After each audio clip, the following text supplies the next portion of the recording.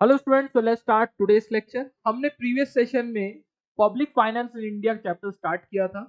Public finance in India, public in India of finance मतलब management of money, और management of money तभी किया जाता है जब कुछ लिमिटेड रिसोर्सेज होते हैं हमारे पास। तो मनी का हमारे पास लिमिटेड सोर्सेज है या रिसोर्स है, अपन ऐसे बोल सकते हैं। तो इसीलिए जो भी रिसीट होती है और जो अपन एक्सपेंडिचर करते हैं उसका ही मैनेजमेंट अपन को यहाँ करना पड़ता है। इस चैप्टर में हम ये सीखेंगे कि कहाँ कहाँ से सोर्स ऑफ फाइनेंस है गवर्नमेंट ऑफ इंडिया के लिए और कहाँ कहाँ वो एक्सपेंडिचर करती है। उसके कुछ उसके बाद हमने इंट्रोडक्शन देखा था। इंट्रोडक्शन में हम देखने वाले थे कि पब्लिक फाइनेंस सबसे ओल्ड ब्रांचेस है और ये एक्सप्लेन हाईलाइट करता है कि क्या रोल्स एंड रिस्पॉन्सिबिलिटी या फंक्शन है गवर्नमेंट के। तो यहाँ गवर्नमेंट किसका इन इंडिया में जो रहेगी इकोनॉमी में, जो उसको क्या उनके रोल्स एंड रिस्पॉन्सिबिलिटीज है, तो किस किस टाइप के फंक्शंस परफॉर्म करती है। तो मैंने अपन ने बात किया था पूरे मजे के साथ कि वो आतंकवादियों से बचाती है, आपके प्राइवेट प्रॉपर्टी को गुंडों से बचाती है, आपको एम्प्लॉयमेंट रोजगार देती है और लॉ एंड ऑर्डर मेंटेन करने में, और educational institute, health, hospital and school colleges बनाने में मदद करती है। इसमें से ये सारे ऑप्शन हमने फंक्शंस देखे गवर्नमेंट के, लेकिन कुछ उसमें से फंक्शंस क्या है ऑब्लिगेटरी एंड कुछ क्या है ऑप्शनल है। ऑब्लिगेटरी फंक्शन जैसे आता है आतंकवादियों से बचाना, external attacks, law and order maintain करना, ये obligatory and optional function, school colleges banana, hospital banana optional है। लेकिन मैंने ये भी साथ में बोला कि आने वाले कुछ दिनों में आप देख रहे हैं ये सब चीजें कंपलसरी हो गई है और हर गवर्नमेंट को ये सब फंक्शंस जो परफॉर्म करना है उसके लिए क्या लगता है, पैसे। और पैसे आने के क्या क्या सोर्स हैं और क्या क्या एक्सपेंडिचर है उसी के बारे में बात किया है यहाँ पर। फिर हमने बात किया था public finance and private finance के बारे में। उसके बाद हमने स्ट्रक्चर देखा किस टाइप से हमारा जाने वाला है। मेन स्ट्रक्चर तो आप भूल ही गए, हमने ये चार्ट देखा था प्रीवियस सेशन में, जिससे आपको समझ में आता है कि कहाँ कहाँ से रिसीट होने वाली है और कहाँ कहाँ एक्सपेंडिचर करने वाली है गवर्नमेंट। ओके, और अब हम चालू करेंगे पब्लिक एक्सपेंडिचर। डेफिनेटली नाम से समझ में आ रहा है public expenditure which incurred by the public authority. Public expenditure is that expenditure which is incurred by public authority like central, state and local bodies for protection of their citizens, satisfying the collectively needs, for promoting their economic and social welfare. Ultimately उनका किस चीज के लिए चल रहा है, economic and social welfare के लिए। जो गवर्नमेंट चाहे वो कौन सी हो, सेंट्रल, स्टेट या कि लोकल हो, वो आपके बेनिफिट, आम जनता के बेनिफिट के लिए कर रही है जो भी एक्सपेंडिचर, उसी को बोलते हैं public expenditure. Till 20th century में क्या हो रहा था, majority of the government has adopted policies of laissez faire. Under this policy functions of government restricted to the obligatory function. वही मैं बताना चाह रहा था, 20th सेंचुरी में ये सब कहां चल रहा था, सिर्फ ऑब्लिगेटरी फंक्शन में ज्यादा फोकस करती थी government. But in modern government not only perform obligatory function but also perform optional या कि optional function for promoting social economic development of the country. तो क्लासिफिकेशन किस किस टाइप से पब्लिक एक्सपेंडिचर है, एक उसमें से रेवेन्यू एक्सपेंडिचर होता है। नाम से समझ में आता है डे टू डे खर्चे, जो day to day functions of government department various services को रन करने के लिए लगते हैं। Administrative cost government of the government, salary, allowances, pension. तो ये सब चीजें क्या आती हैं आपके रेवेन्यू एक्सपेंडिचर में आती है। लॉ एंड ऑर्डर मेंटेन करने के लिए रेगुलरली जो रेवेन्यू रेगुलर चलती रहती है, रेकरिंग इन नेचर। अभी आपको तो समझ में आता है रेकरिंग क्या है। कैपिटल एक्सपेंडिचर में क्या होता है, आपको इन डिटेल इससे ज्यादा पता है कैपिटल एक्सपेंडिचर क्या होते हैं आपके।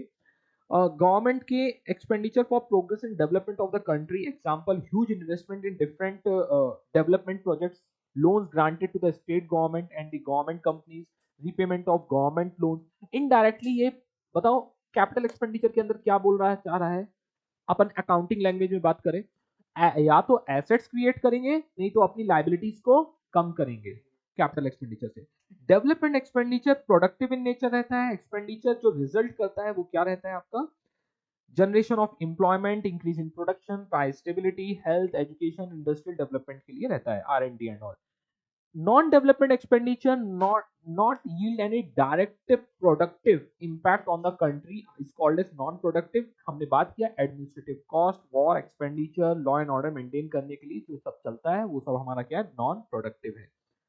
ओके, इन्होंने टोटल एक्सपेंडिचर के बारे में बात की है, 1992 से बात कर रहा था, 1991 1922 से ये क्रोस में है और धीरे धीरे यहाँ पास 1890 तक 17,029 17,29,682 करोड़ है।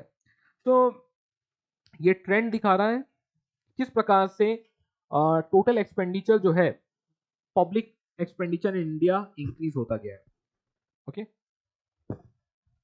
नेक्स्ट आता है reason for growth in public expenditure. क्यों ये ग्रोथ आ रहा है? Continuous growth in public expenditure in a developing country like India, increase in the activities of the government. Government पहले कुछ लिमिटेड एक्टिविटीज परफॉर्म करती थी, लेकिन जैसे जैसे देश बढ़ रहा है डेवलपिंग कंट्री के अंदर, वो बहुत ज्यादा एक्स्ट्रा अदर क्या करने लगे हैं, एक्टिविटीज परफॉर्म करने लगे हैं। Many functions like social and economic development of the country, इसमें education, public health, public work, public recreation, welfare schemes, new function. It is observe that new functions are continuously being undertaken and old function are being perform more efficiently. ये सब चीजें किए जा रहे हैं, thus lead in the public expenditure. अब जैसे जनधन योजना अकाउंट हो गया, या कि आवास योजना अभी लाए थे, जिनकी इनकम 5 लाख 6 लाख 4 लाख से कम है, उनको क्या मिलेगा, 2.5 3 लाख 3.5 लाख तक का क्या मिलता है, सब्सिडी मिलती थी। तो यही सब चीजें हैं। अल्टीमेटली पैसा किसका जा रहा है? गवर्नमेंट का ही जा रहा है। समझ रहे हो क्या? अभी जैसे इसके में सब्सिडी दे रहे हैं, इलेक्ट्रिक व्हीकल में, इलेक्ट्रिक कार खरीद रहे हो तो सब्सिडी दे रहे हैं, तो कहीं ना कहीं ये सब किसका पैसा जा रहा है? गवर्नमेंट का जा रहा है। किसके पास जा रहा है? पब्लिक का जा रहा है। लेकिन आप सोच के देखो, ये सारा पैसा जो आप पे करते हो, कंपनी को तो अपना पूरा पैसा मिल जाता है, गवर्नमेंट ये एक्स्ट्रा दे रही है for promoting this things. Okay, rapid increase in population, जैसे जैसे पॉपुलेशन में इंक्रीज होगी तो उनके लिए उतनी बेटर सर्विसेज प्रोवाइड करने के लिए भी पब्लिक एक्सपेंडिचर क्या हो रहा है, ओवर द पीरियड इंक्रीज हो रहा है।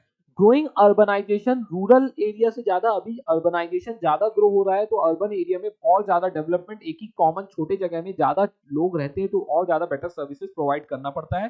Global phenomena of the day, this lead to increase government expenditure on water supply, road, energy, school, college, public transport, sanitation, ये सब भी उनको डेवलप करना पड़ रहा है। Increase in defence expenditure, definitely over the period जिस जिस प्रकार से अभी कंट्रीज और डेवलप होती जा रही है, हर कंट्री स्ट्रांग होती जा रही है, तो हर कंट्री के अगेंस्ट में वहां पर डिफेंस एक्सपेंडिचर भी अकॉर्डिंगली इंक्रीज करना पड़ रहा है।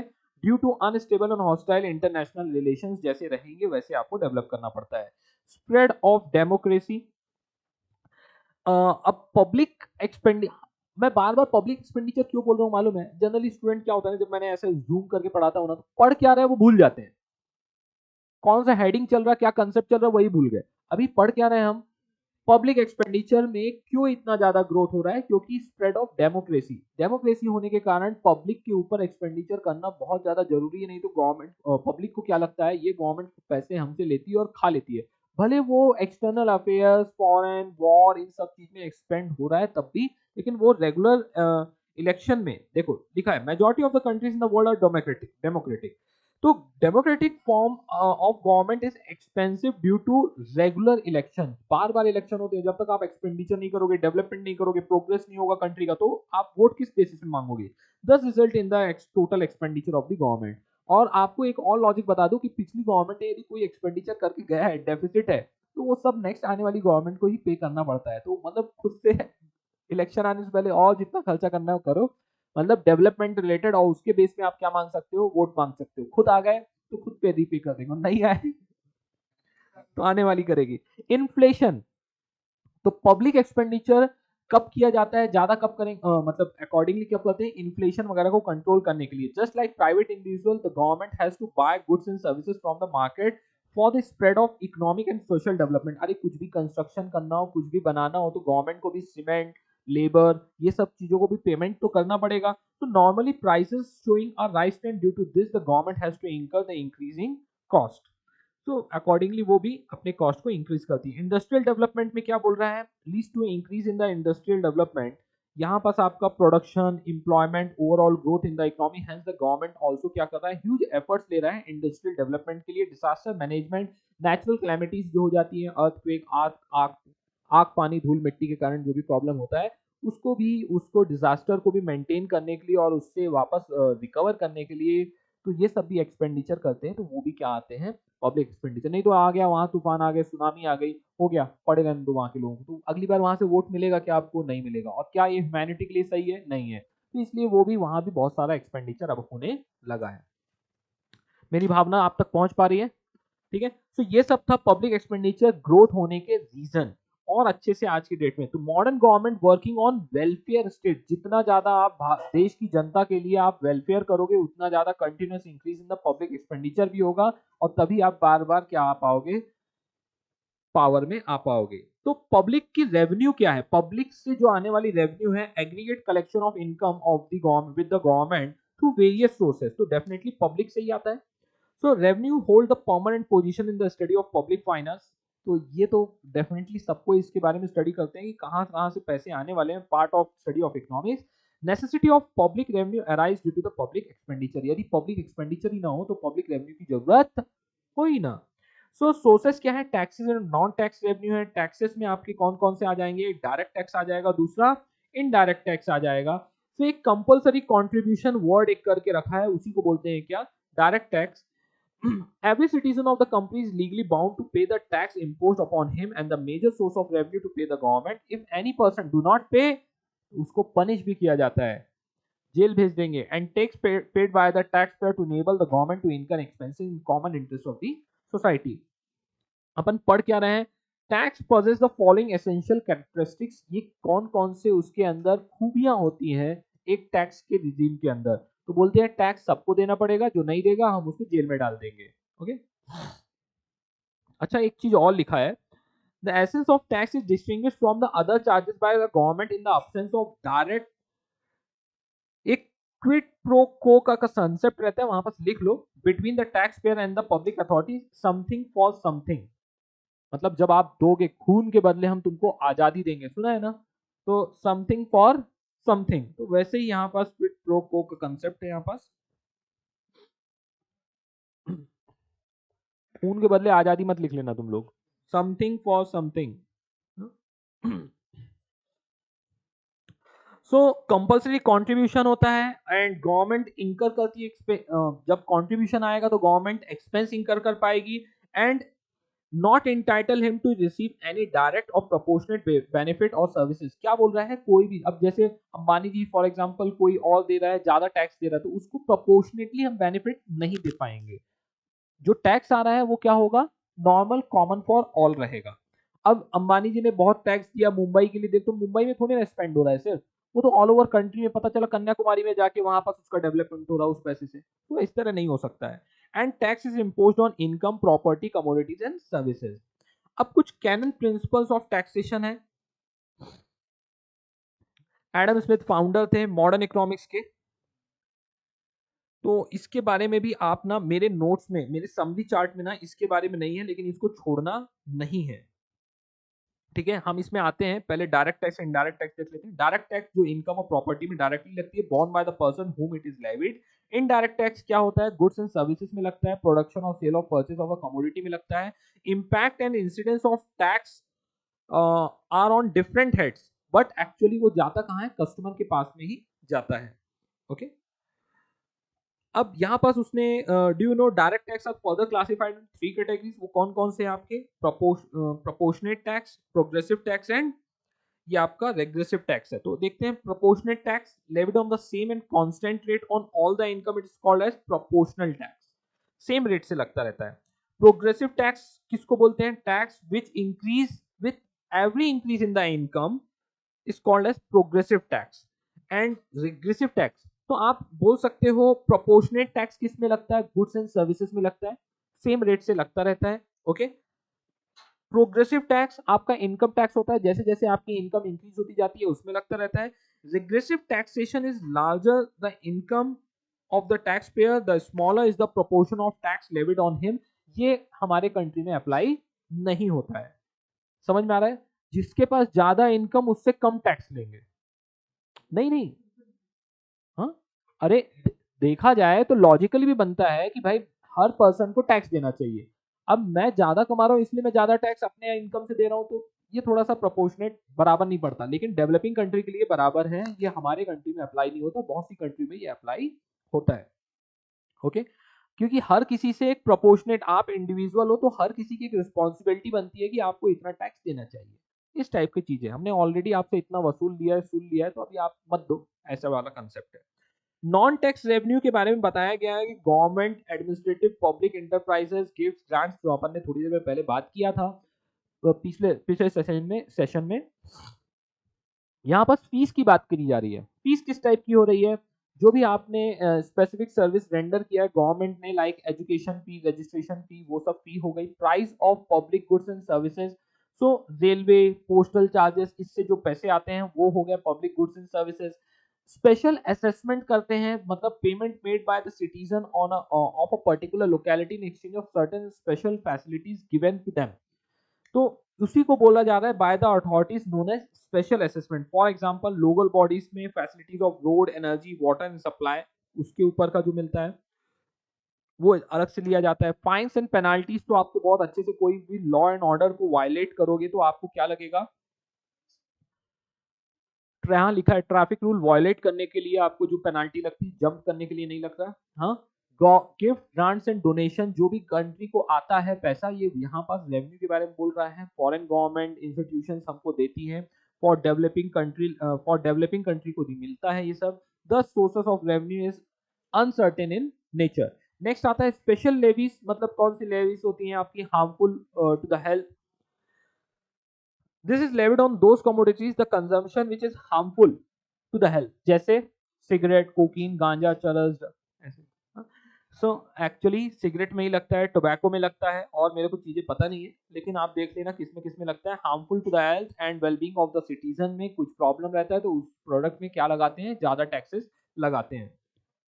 Okay Fines and penalties, the objective is to not to earn income but to discourage the consumption of harmful commodities of the citizen. तो देखो, वाइन, ओपियम, हाँ, इंटॉक्सिकेंट, आपको पता ही नहीं क्या होता है। बोरोइंग्स मतलब क्या बोल रहा है? यदि आप पैसे लेते हो तो ये भी सोर्स ऑफ इनकम है। Borrow from people, deposits, bonds, IMF, world bank से जो पैसे लेते हो वो भी आता है।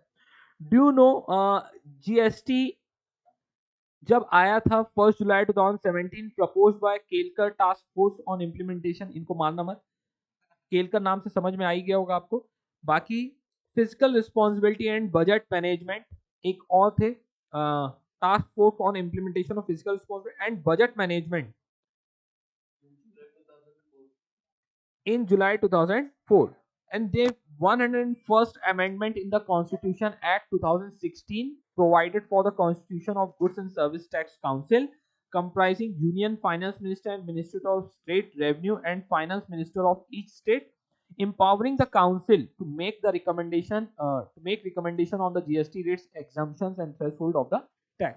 तो उसके बारे में सब बताया गया है। सेंट्रली ये सब चीजें कंट्रोल की जा रही हैं और बहुत बड़ा इसके ऊपर ज्ञान दिया गया है आपको।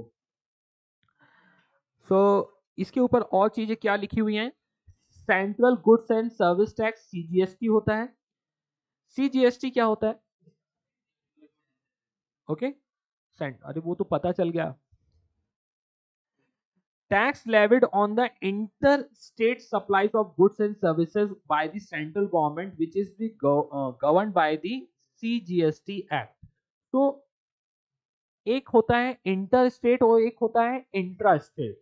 इंटर स्टेट मतलब दो डिफरेंट स्टेट में जब ट्रांजेक्शन हो रहा है तो सीजीएसटी, और SGST state good service tax जब इंट्रा स्टेट जब होता है। इंट्रा मतलब विथ इन द स्टेट जब, हाँ, आईजीएसटी लगता है, हाँ भाई लगता है, लेकिन आईजीएसटी जो होता है वो integrated goods and service tax, जहां इंटर स्टेट सप्लाईज ऑफ, यहाँ सब जगह इंटर इंटर इंटर लिखा है। हाँ, अच्छा, आईजीएसटी लगता है, तो यहाँ पास उसने क्या लिख दिया है, यहाँ पास गड़बड़ उसने किया है, वो बस अपग्रेड कर लेना। सीजीएसटी सेंट्रल के पास चला जाता है, एसजीएसटी स्टेट के पास चला जाता है जब, लेकिन ये इंटर स्टेट होता है टैक्स तब लगता है। This tax is levied by the state in which the goods and services are consumed and not by the state in which these are goods are manufactured. And integrated goods and service tax is levied on all inter state supplies of goods and services which will governed by IGST। compensation part, it is a loss or expected। हाँ, एक compensation part के लिए भी उन्होंने रखा है, उसने यहाँ पर इंटर स्टेट होना चाहिए। हर जगह उसने इंटर इंटर कर दिया है, ठीक है।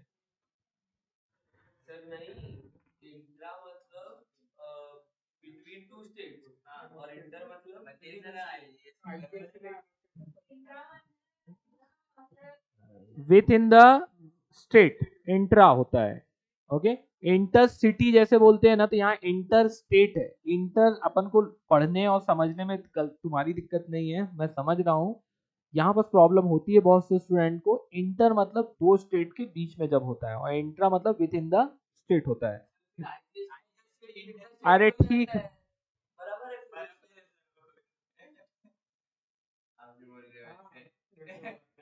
तुम लोग कंफ्यूज मत करो, सब बढ़िया है। हाँ, क्या बोल रहे हो? ठीक है, कर ही दे रहे हैं, आप पढ़ो।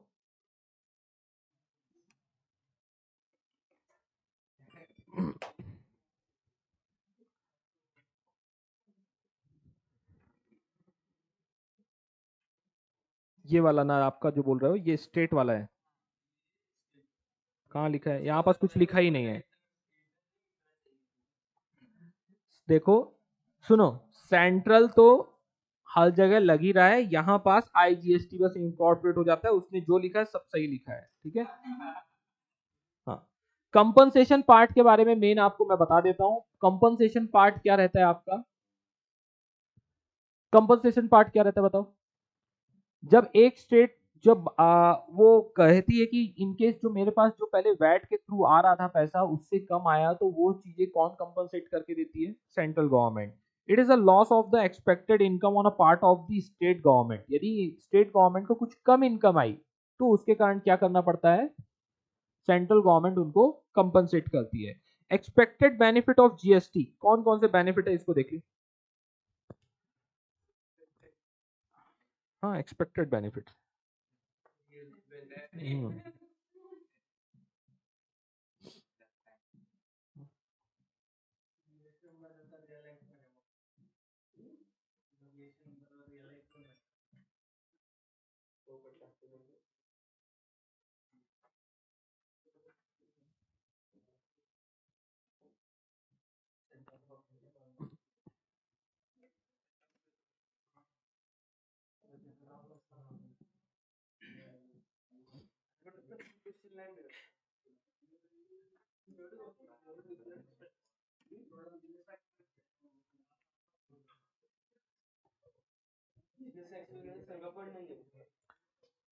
चलो, समझ में आया क्या? ये छोटी छोटी चीजें हैं। सिंप्लीफाइंग टैक्स सिस्टम है, इंप्रूवमेंट ओवरऑल इन्वेस्टमेंट है, एक्सपोर्ट मैन्युफैक्चरिंग एक्टिविटी है, हार्मोनाइजिंग लॉज है, फॉरेन इन्वेस्टमेंट्स है। ओके, यही सब बेसिक बेसिक चीजें हैं। और reducing the price of final goods जो रहता है, क्योंकि बहुत डुप्लीकेशन ऑफ टैक्सेस हुआ करते थे। ओके, यही सब चीजें। उसने एक सैंपल दिया है जीएसटी वाउचर का, सीजीएसटी, एसजीएसटी, और उसने वैट नंबर और जीएसटी नंबर दोनों लिख दिया है यहाँ पास, and customer sign and all authorise है। और एक काम करो, ये वाला जो पार्ट है ना, इसको आपको सीजीएसटी का एंड एसजीएसटी जो इंट्रा स्टेट रहता है ना, ये वहां पास लगता है। जब आपका दो इंटर स्टेट में रहते हैं, तब क्या लगेगा? आईजीएसटी। ओके, तो वो चीजें करेक्ट कर लेना, कोई कंफ्यूजन नहीं हो बाद में।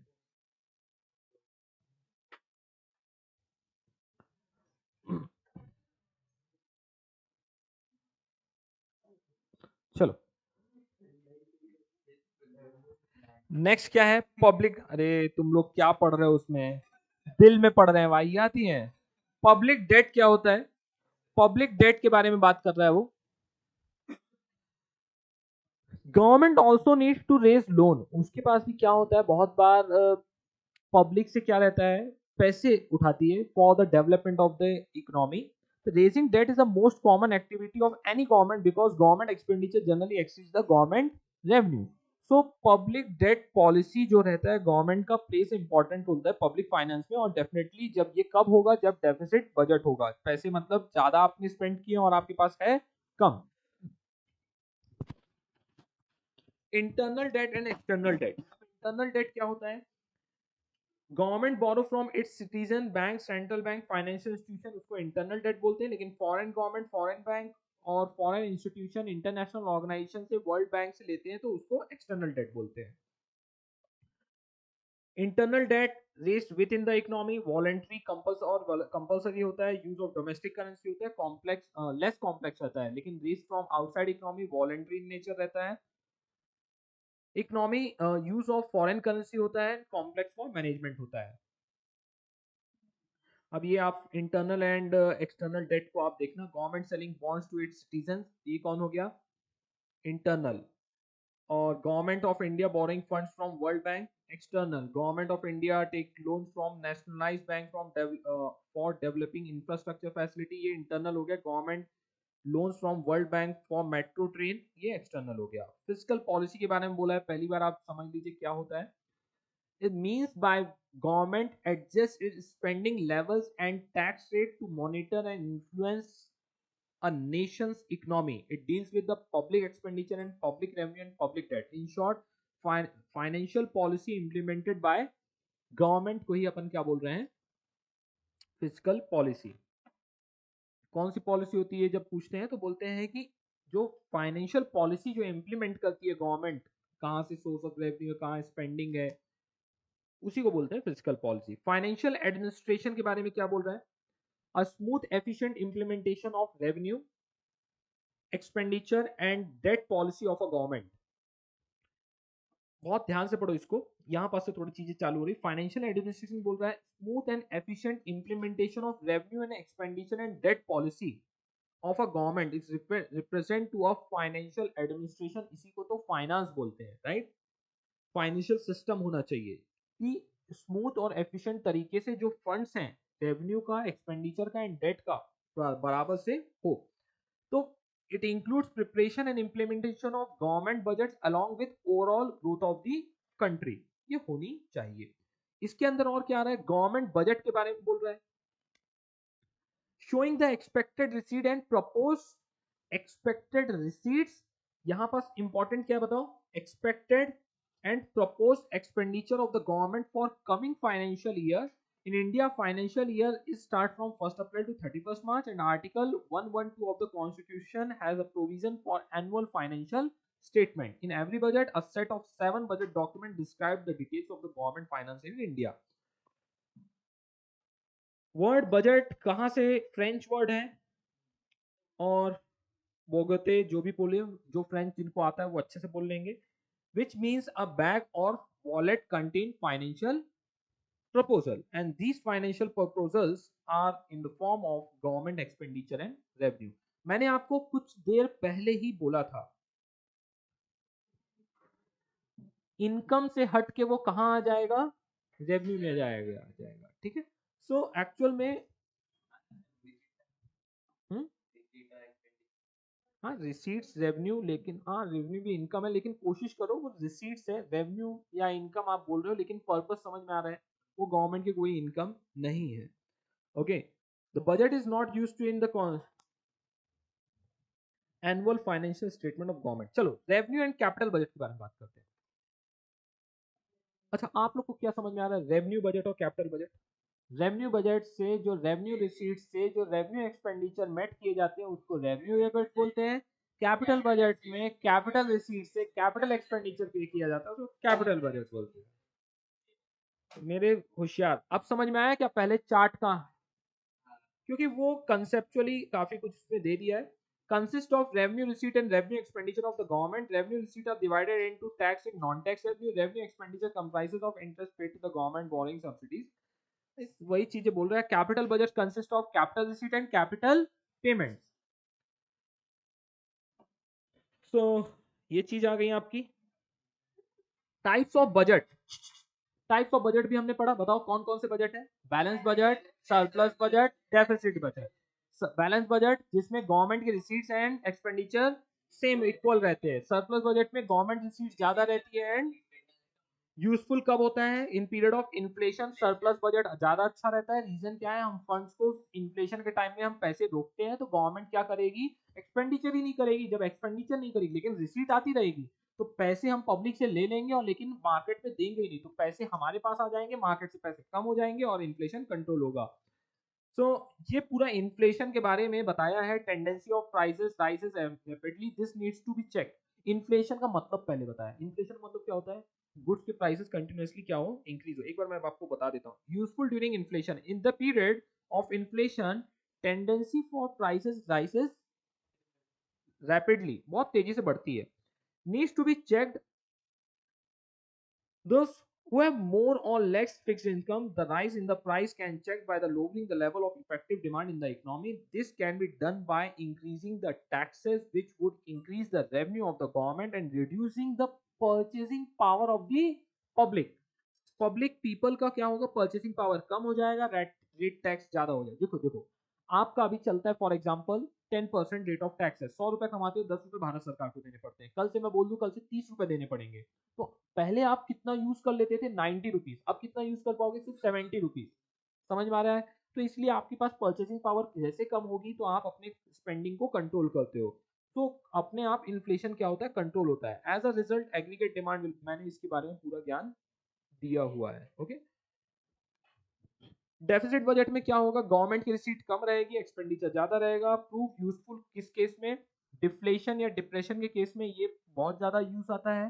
दूसरा, ये जो डेवलपिंग इकोनॉमी है उनके केस में बहुत ज्यादा हेल्प होता है। इंपॉर्टेंस ऑफ बजट क्या होता है, सिंपल है बहुत ज्यादा, because affects people of the economy in general in number of ways. Taxes are most important part of the budget है। Level of disposable income of the tax payer depend upon the rate of tax. ये सब disposable income के बारे में भी पढ़ा है, ध्यान है क्या? डिस्पोजेबल इनकम, यदि टैक्स रेट ज्यादा रहेगा तो डिस्पोजेबल इनकम आपकी कम हो जाएगी, टैक्स रेट कम रहेगा तो डिस्पोजेबल इनकम ज्यादा रहेगी।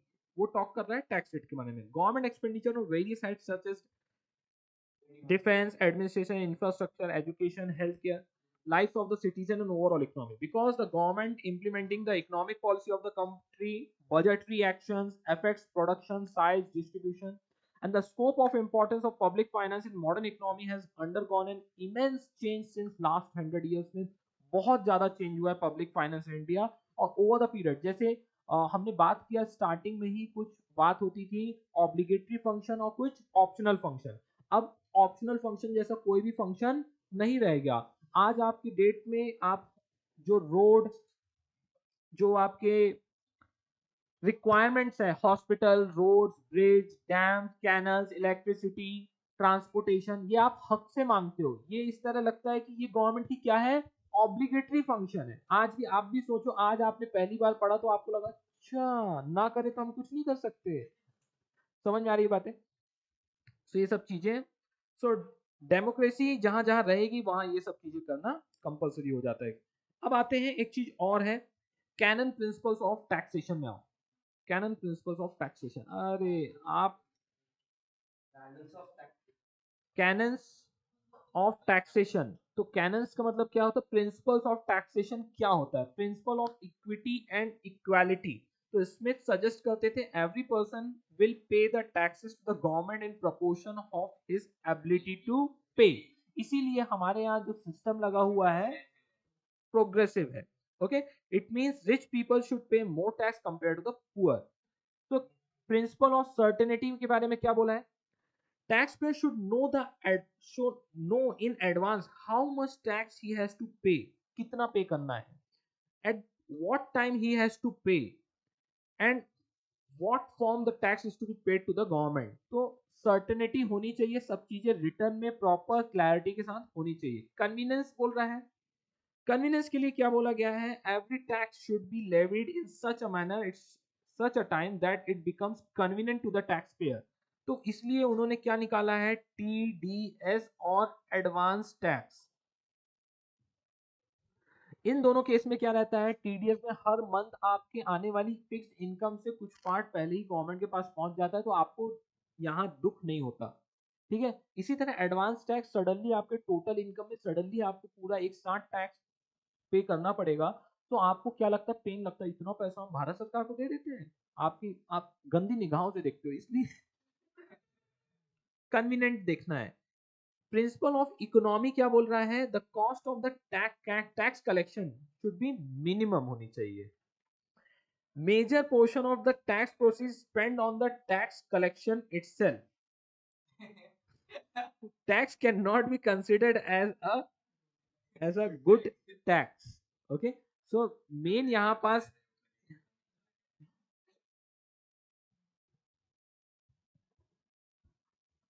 समझ में आ रहा है? वो ये बोल रहा है यहाँ से वो अच्छा नहीं है कि टैक्स कलेक्शन में ही सारा पैसा आप खर्च कर दो। इसीलिए एक कंसेप्ट है, इसीलिए यहाँ पास कंसेप्ट है क्या,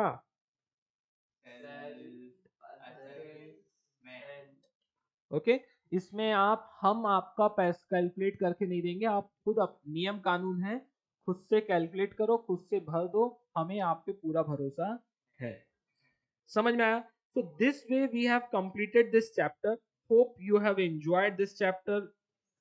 And इसके एक चार्ट में आ जाते हैं, एक बार जल्दी से आ जाओ चार्ट में। देखो public finance in India, introduction दिया है, फंक्शंस दिए, obligatory function, optional function, meaning and nature में बता दिया, डिफिनीशन दे दिया। एक पब्लिक एक्सपेंडिचर के अंदर हमने क्या क्या पढ़ा, देखो classification, revenue, capital, development and non development expenditure. फिर reason for growth in public expenditure, क्यों क्यों पब्लिक एक्सपेंडिचर ग्रो हो रहा है, डिफेंस, डेमोक्रेसी कांड, disaster management, industrial development, rapid increase population grow हो रही है, growing urbanisation, inflation and government activities continuously increase हो रही है। Difference between public finance and private finance के बारे में पूछा है। अब उसके बाद आता है पब्लिक, ये तो हो गया पब्लिक रेवेन्यू के बारे में, कहां कहां से पब्लिक से पैसे लिए जाते हैं। तो sources of public revenue, taxes है, टैक्सेस के अंदर direct tax and indirect tax है, नॉन टैक्स रेवेन्यू के अंदर ज्ञान दिया हुआ है, ध्यान आ रहा है।